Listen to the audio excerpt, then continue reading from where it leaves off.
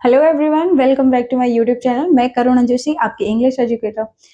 English grammar की हमारी first class जो कि नाउन के लिए थी वो हो चुकी है। ये हमारी सेकंड क्लास है जो प्रोनाउन के ऊपर होने वाली है। तो मैं बता देती हूँ प्रोनाउन कौन से वर्ड्स होते हैं। प्रोनाउन वो वर्ड्स होते हैं जो हम नाउन की जगह पे यूज करते हैं। जैसे अगर मेरे को कहना है Ram is a good boy, फिर मैंने लिखा राम हेल्प्स एवरीवन, फिर मैंने लिखा Ram is a kind boy. तो मैं क्या कर रही हूँ, बार बार राम का नाम लिख रही हूँ। ठीक है, तो इसी रिपीटेशन को अवॉइड करने के लिए हम जो वर्ड यूज करते हैं वो होते हैं प्रोनाउन। तो मैं इसको कैसे लिख सकती हूँ प्रोनाउन का यूज करके, Ram is a good boy. अब मैं राम ना लिख के इसको क्या लिखूंगी, he helps everyone, he is a kind boy. तो आप समझ रहे हो, अब मेरे को राम का रेपिटेशन नहीं करना पड़ा। तो इस रिपीटेशन को ही अवॉइड करने के लिए जो हम वर्ड यूज करते हैं उन्हीं को ही हम क्या कहते हैं, प्रोनाउन कहते हैं। तो हिंदी में हम प्रोनाउन को सर्वनाम कहते हैं। अब हम समझ लेते हैं इनके कितने कितने टाइप्स होते हैं। पहला होता है personal pronoun.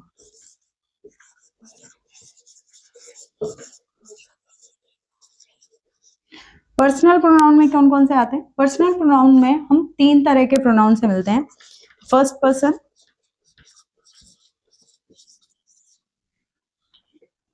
Second person, next है थर्ड पर्सन।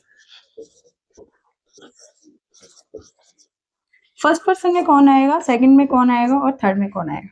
देखो मैं बता देती हूँ। फर्स्ट पर्सन हमारे लिए सबसे ज्यादा जो जरूरी है ना वो है हम खुद।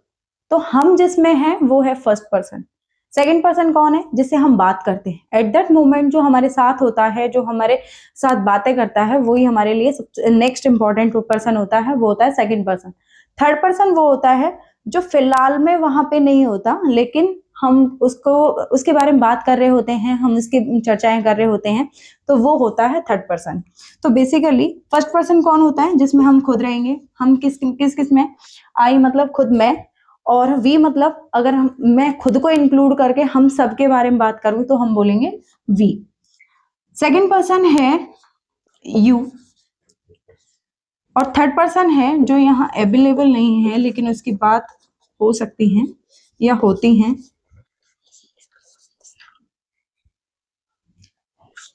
तो मैं इनका हिंदी मीनिंग बता देती हूँ। आई मतलब होता है मैं, वी मतलब होता है हम, यू मतलब तुम, ही मतलब वह लेकिन ये बॉय के लिए यूज होता है, शी मतलब वह लेकिन ये गर्ल के लिए यूज होता है, दे ये दोनों सिंगुलर होते हैं और ये प्लूरल होता है। अगर नॉन एक्टिव जो हमारे नाउन हैं, अगर वो प्लूरल हैं, एक से ज्यादा हैं, तो हम इसका यूज करते हैं। अब हमारे जो ये प्रोनाउन होते हैं, पर्सनल प्रोनाउन होते हैं, इनको थोड़ा और डीप में समझते हैं। पहला केस होता है सब्जेक्टिव केस, एक होता है पजेसिव केस। अब मैं यहाँ पजेसिव एडजेक्टिव और पजेसिव प्रोनाउन दोनों लिख देती हूँ। एक मैंने लिखा ऑब्जेक्टिव केस। अगर मैं एक और बात करूं तो यहाँ पे मैं रिफ्लेक्सिव और एम्फेटिक केस दोनों ही लिख देती हूँ। ठीक है, स्लैश लगा के। अब सब्जेक्टिव केस में कौन से जो प्रोनाउन है वो आते हैं, वो प्रोनाउन आते हैं जो काम करते हैं, मतलब जो डूअर होते हैं। I, we, you, he, she, it, दे।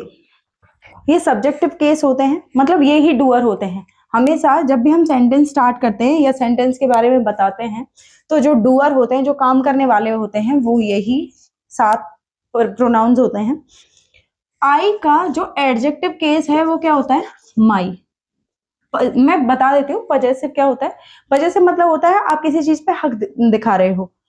जैसे मैंने कहा ये मार्कर मेरा है, तो ये मार्कर मेरा है, दैट मीन्स मैं इस पे अपना हक जता रही हूँ। ठीक है, ये बोर्ड मेरा है। ठीक है, तो यहाँ पे हम इसको क्या कर रहे हैं, हक जता रहे हैं, तो इसलिए इसको हम कहते हैं पजेशन या पजेसिव केस। तो आई का जो पजेसिव एडजेक्टिव है वो क्या है, माई, और प्रोनाउन क्या होगा, माइन। ऑब्जेक्टिव क्या होगा, मी, और रिफ्लेक्सिव केस क्या होगा, माई सेल्फ। वी को अवर, अवर्स, अस, अवर सेल्स। जो भी प्लूरल होते हैं हम उनको सेल्स करके लिखेंगे, है ना। Your, yours, you.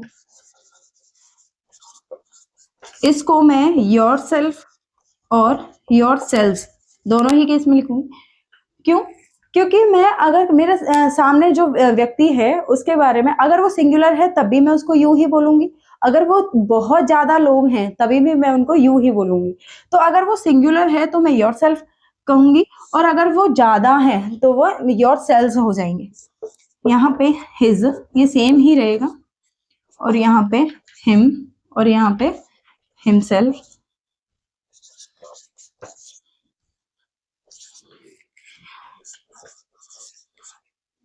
Her, herself, hers, her, it, its. इसका ये केस नहीं होता है, और यहाँ पे इट,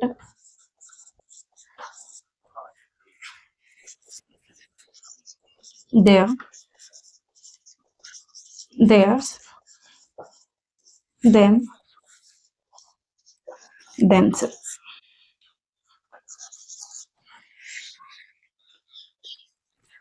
तो ये हमारे टिप्स पे होनी चाहिए, है ना, हम इसको याद रखेंगे। अगर आप चाहें तो स्क्रीनशॉट ले सकते हैं। तो आई, इसका पजेसिव एडजेक्टिव माय, और यहाँ पे माइंड, ये सारी की सारी टेबल आपको देखनी है। अच्छा, मैं इन दोनों, अब ये दोनों किस तरह से एक जैसे लगते हैं लेकिन किस तरह से यूज होते हैं वो मैं बता देती हूँ। देखो, ये होता है एडजेक्टिव। हमारे जो हमारे आने वाली क्लासेस में मैं आपको बताऊंगी एडजेक्टिव क्या होते हैं। फिलहाल के लिए इतना समझ लो, एडजेक्टिव होते हैं विशेषण, हिंदी में हम विशेषण कहते हैं। नाउन और प्रोनाउन के बारे में हम जो कुछ भी चीजें बताते हैं वो ही हमारे विशेषण होते हैं या फिर एडजेक्टिव होते हैं। अब एडजेक्टिव है तो नाउन और प्रोनाउन होने चाहिए, ठीक है। तो इन सब के बाद ये जो केस दिख रहा है, इन सब के बाद कोई ना कोई नाउन होना कंपलसरी है। My marker, our class, your shirt, his pen, her home, its bowl, their car. इस तरह से कोई ना कोई नाउन इनके बाद होना जरूरी है। इनके बाद नाउन होना जरूरी नहीं है, क्यों? क्योंकि ये खुद प्रोनाउन है, और प्रोनाउन कौन होते हैं? प्रोनाउन वही होते हैं जो नाउन की जगह पे आते हैं। तो बेसिकली हमें इनके बाद नाउन की जरूरत नहीं है, ये अकेले ही आते हैं। ये सेंटेंस के या वर्ब के बाद में आते हैं। अच्छा, वर्ब से पहले जो होते हैं वो सब्जेक्ट होते हैं, वर्ब के बाद जो होते हैं वो ऑब्जेक्ट होते हैं, ठीक है। ये वाला केस अभी मैं बताऊंगी, तो अभी के लिए ये है। नेक्स्ट चलते हैं, हम पजेसिव एडजेक्टिव और पजेसिव प्रोनाउन में फर्क समझते हैं एक बार। देखो, मैंने लिखा दिस इज माय पेन, ठीक है। फिर मैंने लिखा दिस पेन इज माइन। अब यहाँ पे ये जो है दो पजेसिव केस हमें मिले हैं। ये जो है इसके बाद नाउन है ना, ये क्या है? नाउन है, और नाउन से पहले माय, माय हमें बता रहा है कि पेन मेरा है, ठीक है। तो ये क्या हुआ? ये एडजेक्टिव हुआ। तो अगर नाउन से पहले my, our, their, your, its, her, his, इनमें से कोई भी केस हो, दैट मीन्स ये क्या है? पजेसिव एडजेक्टिव हैं, क्योंकि ये नाउन के बारे में बता रहे हैं। लेकिन यहाँ पे कोई भी नाउन अवेलेबल नहीं है, दैट मीन्स ये क्या है? हमारे प्रोनाउन है, ठीक है। अब मैं बता देती हूँ, आगे पढ़ेंगे, आगे वाला टाइप है ये जो हम बात करेंगे। जो ये दिस है, यहाँ पे ये खुद एक प्रोनाउन है, ठीक है। अब यहाँ पे ये जो नाउन है, तो ये नाउन के बारे में बता रहा है, तो ये यहाँ पे क्या हो जाएगा, एडजेक्टिव है। अब ये कौन सा एडजेक्टिव है, इसको हम डेमोन्स्ट्रेटिव एडजेक्टिव कहते हैं। डेमोन्स्ट्रेटिव प्रोनाउन के बारे में भी पढ़ेंगे आप। ये डेमोन्स्ट्रेटिव प्रोनाउन है, ये डेमोन्स्ट्रेटिव प्रोनाउन है, जिसके बाद सीधे मैंने क्या लगाया, वर्ब लगाया है। मतलब ये सब्जेक्ट का रोल प्ले कर रहे हैं और नाउन की जगह पे आ रहे हैं, तो ये डेमोन्स्ट्रेटिव प्रोनाउन है। और ये नाउन के आगे आ रहे हैं और ये एडजेक्टिव है, तो ये डेमोन्स्ट्रेटिव एडजेक्टिव हो जाते हैं, ठीक है।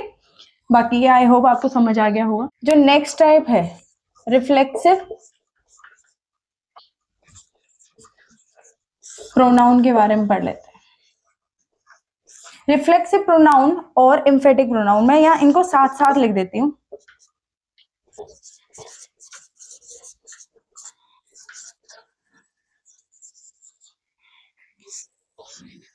देखो, रिफ्लेक्सिव प्रोनाउन और एम्फेटिक प्रोनाउन, अभी मैंने बताया जिनके साथ में क्या लगा होता है, शेल्फ लगा होता है। ये दोनों ही देखने में सेम होते हैं, लेकिन इनका यूज किस तरह से करते हैं वो देख लेते हैं। देखो, रिफ्लेक्सिव प्रोनाउन में मतलब ये जो सब्जेक्ट, जिस सब्जेक्ट की हम बात कर रहे होते हैं, वो खुद के बारे में ही दोबारा बताता है हमें। जैसे मैंने लिखा, ही हर्ट हिमसेल्फ, नॉर्मल सेंटेंस है, ठीक है, उसने खुद को हर्ट कर लिया, ठीक है। या फिर मैंने लिखा, I do my homework my self. अब इसमें क्या हो रहा है, हम नॉर्मली किसी केस को बता रहे हैं, ठीक है। उसने खुद को हर्ट कर लिया, मैं अपना होमवर्क खुद करता हूं। अगर मैं इनको एम्फेटिक प्रोनाउन में यूज करूंगी, इसका मतलब है मैं इंटेंशनली कोई काम करने के लिए बोल रही हूँ। जैसे मैंने लिखा, ही himself made this mistake, उसने खुद ने ये गलती की है, मतलब इंटेंशनली की है। तो मैं क्या कर रही हूँ, प्रेशर बना रही हूँ, जोर दे रही हूँ इस बात पे कि उसने खुद ने ये गलती की है, मतलब इंटेंशनली कोई चीज करने के लिए बोला है।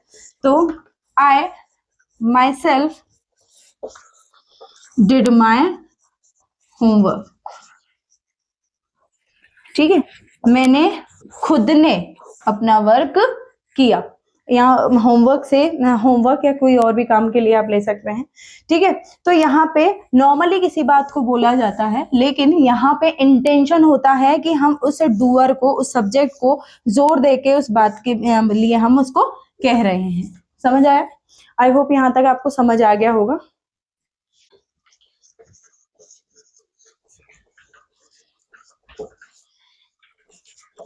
इनको भी मैं आपको डिमॉन्स्ट्रेटिव एडजेक्टिव और डिमॉन्स्ट्रेटिव प्रोनाउन के बारे में बता दूं। देखो, दिस, दैट, दीज, दोस, ये चार होते हैं जो हमारे डिमॉन्स्ट्रेटिव प्रोनाउन भी होते हैं, डिमॉन्स्ट्रेटिव एडजेक्टिव भी होते हैं।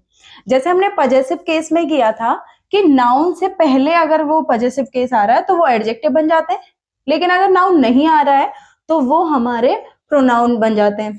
तो सेम ही केस यहाँ पे है। अगर मैंने लिखा, दिस इज माई हाउस, या फिर मैंने लिखा, दिस हाउस इज माइन, ठीक है, तो ये जो दिस है, इसके बाद मैंने डायरेक्ट वर्ब का यूज किया है, मतलब इसके लिए मैंने एक्स्ट्रा कोई भी नाउन यूज नहीं किया है। तो यहाँ पे ये क्या है, प्रोनाउन है।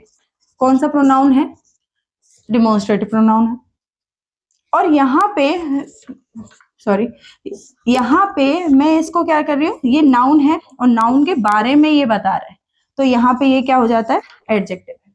तो अगर इनके बाद में कोई नाउन आया है तो ये एडजेक्टिव बन जाएंगे। अगर इनके बाद नाउन नहीं आया है, डायरेक्ट वर्ब यूज करी है हमने, तो हम क्या यूज कर लेंगे, प्रोनाउन यूज कर लेंगे, इसको प्रोनाउन बता देंगे, ठीक है। तो अच्छा, मैं दिस और दैट बता देती हूँ। जब भी कोई चीज सिंगुलर है और पास में है तो हम उसका यूज, हम दिस का यूज करते हैं। लेकिन कोई चीज सिंगुलर है लेकिन दूर है और सिंगुलर है तो हम दैट का यूज करते हैं। ऐसे ही इसका जो प्लूरल होता है वो क्या होता है, दीज, और इसका प्लूरल क्या होता है, दोज। पास में कोई चीज है, ज्यादा है, तो हम इसके लिए दीज यूज करते हैं। दूर में कोई चीज है, ज्यादा है, तो उनके लिए हम दोज यूज करते हैं। क्लियर है? आई होप इतनी चीजें आपको समझ आ गई होंगी। अब एक टाइप होता है इंटेरोगेटिव प्रोनाउन।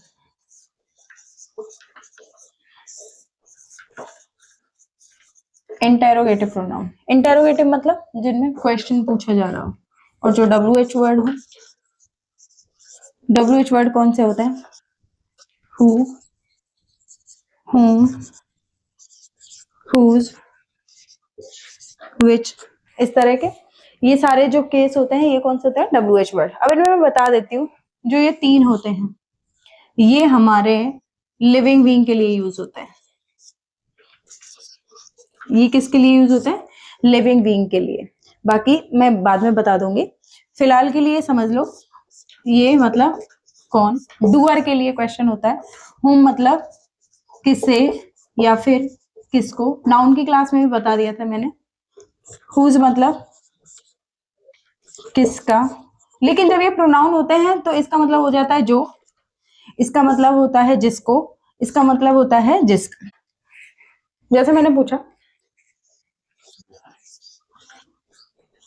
हु इज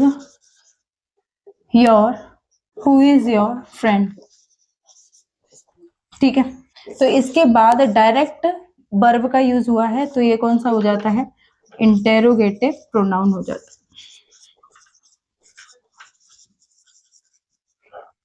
ठीक है, अभी यहाँ पे ये इंटेरोगेटिव प्रोनाउन है, लेकिन जब हम इसको रिलेटिव प्रोनाउन में करेंगे तो इसका मीनिंग अलग हो जाएगा। एक होते हैं डिस्ट्रीब्यूटिव प्रोनाउन। डिस्ट्रीब्यूटिव प्रोनाउन कौन कौन से होते हैं, each, everyone, every, either, neither,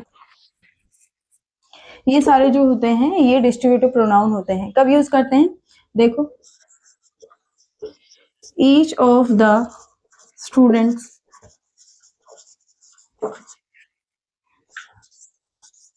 was given a certificate। तो यहाँ पे जो ये ईच है ये क्या है, प्रोनाउन है, ठीक है। Everyone wants to be happy, ठीक है। तो ये सारे के सारे ये जो है, तो ये क्या है, ये भी डिस्ट्रीब्यूटिव प्रोनाउन है और ये भी डिस्ट्रीब्यूटिव प्रोनाउन। इन सब का यूज हम आगे करेंगे, फिलहाल के लिए बस आप टाइप समझ लीजिए। होते हैं हमारा indefinite article, sorry indefinite pronoun. Indefinite जिनका पता नहीं होता है हम किसके बारे में बात कर रहे हैं, इसमें कौन कौन होते हैं, some, one, someone, a few, all, इस तरह के जो वर्ड होते हैं वो किस में आते हैं, इंडेफिनिट प्रोनाउन में आते हैं। जैसे मैंने लिखा one should mind one's own business, ठीक है। हर किसी को अपने बिजनेस से, अपने काम से मतलब रखना चाहिए। तो ये इस तरह के ये क्या होते हैं, ये हमारे इंडेफिनिट प्रोनाउन होते हैं। तो आज के लिए इतना ही। क्लास पसंद आई हो तो लाइक एंड शेयर जरूर करिएगा, और अगर आप चैनल पे पहली बार आए हैं तो हमारे चैनल को सब्सक्राइब करके भी जाइएगा। Thank you.